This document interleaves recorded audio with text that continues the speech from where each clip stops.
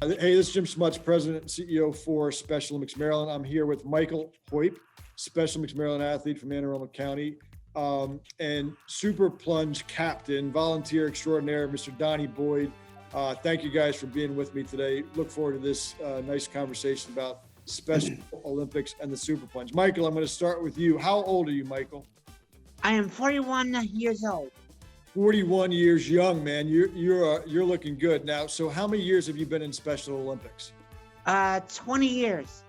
Oh my goodness. And during your 20-year career with Special Olympics, what sports have you done? I've done track and field, powerlifting, swimming, soccer, basketball, floor hockey, cycling, tennis, and snowshoe. Excellent. Wow. Do you have a favorite?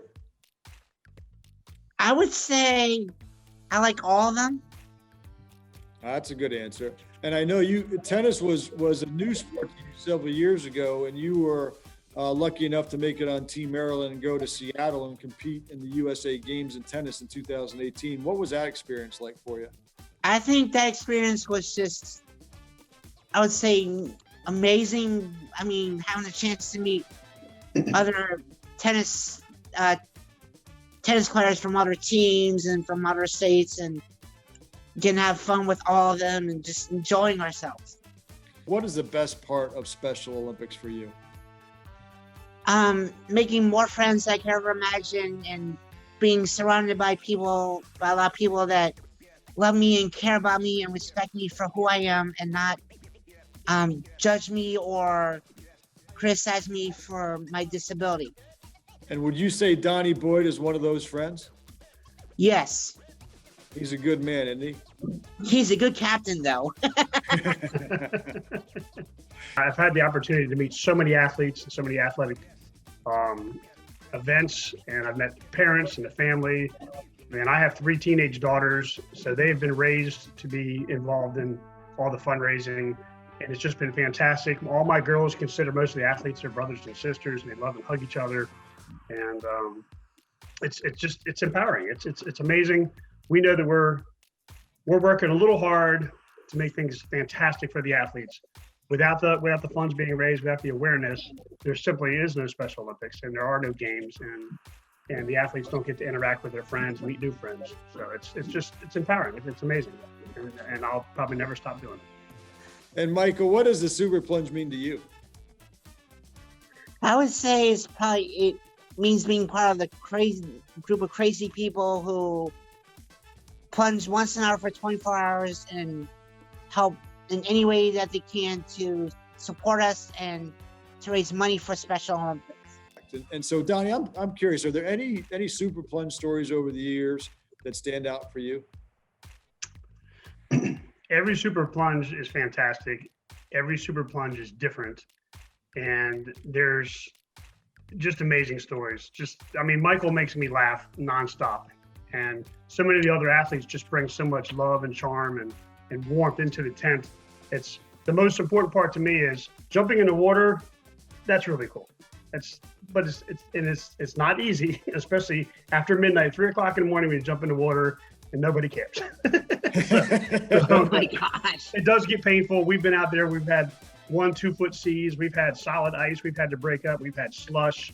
And if you could just imagine dropping yourself inside a Slurpee, even though we're cold throughout our whole body, it's still a warm feeling because we know we're making a difference. We know we're helping out. That leads into the concept of inclusion. I think the Super Plunge tent is one of the greatest examples of interaction, inclusion, and kind of a unified world. Donnie, what does inclusion mean to you? So inclusion to me is not to be judged, to be accepted unconditionally and be a part of every group, and that's how I treat everybody. And I think that more people should do that. More people should not look at disabilities and not look at things you can't do, but look at all the fantastic things people can do. So being surrounded by a whole bunch of people that care about us and respect us for who we are, and not judge us by the way we look or how we dress or by our disability.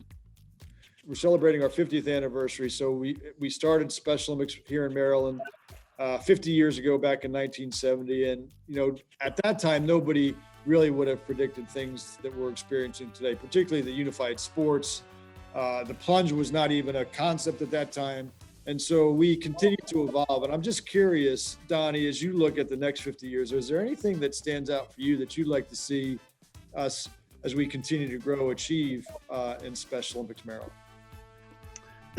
It would be fantastic if we could bring in several more thousand people, athletes, and people with disabilities, intellectual disabilities, that could benefit from the games, benefit from the fellowship of other athletes.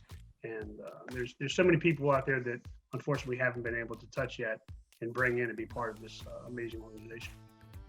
Yeah, you're 100% right. And we have as a vision to reach 20,000 by 2025, and there's 115,000 in the state with an intellectual disability. So we have a long way to go. I think. Hey, Michael, I got a surprise for you.